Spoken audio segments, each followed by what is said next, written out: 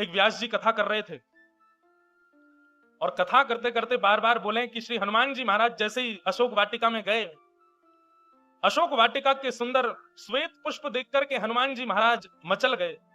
अब जैसे ही उन्होंने श्वेत पुष्प कहा, श्वेत पुष्प सुनते ही वहां पर हनुमान जी दिव्य प्रकट हो गए और प्रकट होकर के व्यास जी से बोले बोले आप ये कथा गलत सुना रहे हो और मैं बहुत दिनों से सुन रहा हूं आपकी कथा में।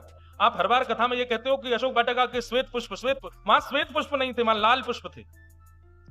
व्यास जी महाराज तो बड़े प्रसन्न हो गए, बोले ओहो साक्षात हनुमान जी प्रकट हो गए। लेकिन व्यास जी बड़े चतुर थे, उन्होंने हनुमान जी की बात पर राजी ना करके अपनी बात थोपने लगे। बोले नहीं नहीं आप तो ऐसे ही बोल रहे हो, हम जो कह रहे हैं वो सत्य है, अशोक वाटिका के पुष्प श्वेत थे। हनुमान जी बोले अभी अपनी गदा का प्रहार कर देंगे। तुम गए थे कि हम गए थे? तुम तो कथा सुना रहे हो, हम तो अशोक वाटिका गए थे, वहां के पुष्प श्वेत नहीं लाल थे।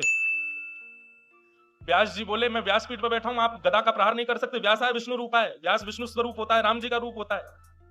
लेकिन हम अपनी बात पर अटल रहेंगे कि अशोक वाटिका के पुष्प श्वेत थे। हनुमान जी बोले तुम नहीं मानोगे, अरे हम प्रत्यक्ष अशोक वाटिका में थे, हमारी बात का कोई प्रमाण नहीं। व्यास जी बोले नहीं आपकी बात का कोई प्रमाण नहीं। बोले रुको मैं अभी तुमको प्रमाण देने के लिए अभी किसी को लेके आता हूं। बोले जाओ ले आओ।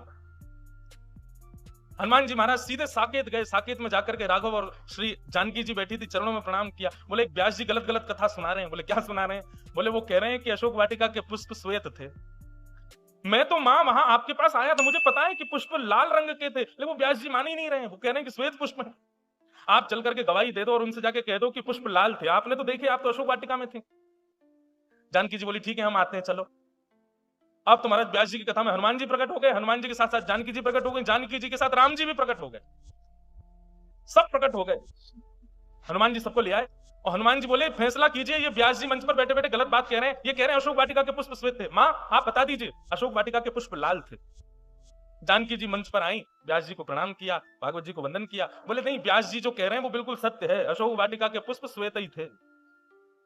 हनुमान जी महाराज उदास होकर के बैठ गए। बोले ये क्या बात हुई, मतलब व्यास जी मंच पर बैठे तो सब उनके पक्ष में चले गए? मुझे मेरे नेत्रों पर भरोसा है मां, आप ऐसे कैसे कह सकते हो? मुझे पता है वहां के पुष्प लाल थे।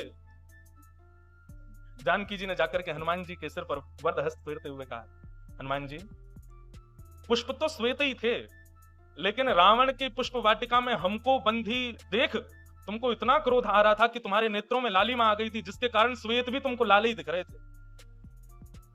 पर वास्तविकता तो हनुमान जी यही है कि पुष्प वहां के श्वेत थे।